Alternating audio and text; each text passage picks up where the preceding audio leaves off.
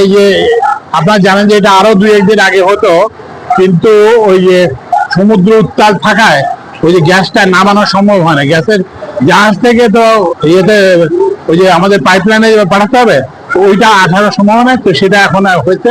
তো এই কেমন পেট্রো বাংলা কিংবা এনজি সেক্রেটারি কই ওকে দেখো, এই তো ওই জন্য এটা ইয়ে হবে, এটা আজকে থেকেই বাড়বে।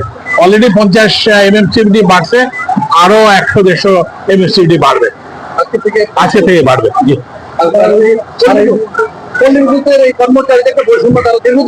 না না আমি জানি এগুলো এগুলো হচ্ছে কি বৈষম্য, সেটা নয়, আমরা এগুলো দেখতেছি। আগামীকালকে একটা সভা হবে, পল্লী বিদ্যুৎ আর আরবির কি সম্পর্ক হবে সেটা নিয়ে একটা সভা হবে। ব্র্যাক বিশ্ববিদ্যালয়ের উপাচার্যকে নিয়ে আমরা একটা কমিটি করছি, সেই কমিটির চূড়ান্ত রিপোর্ট, ফাইনাল রিপোর্ট কালকে ওরা প্রেজেন্ট করবে। তারপরে এই রিপোর্টে চূড়ান্ত হওয়ার পরে আমরা ব্যবস্থা নেব।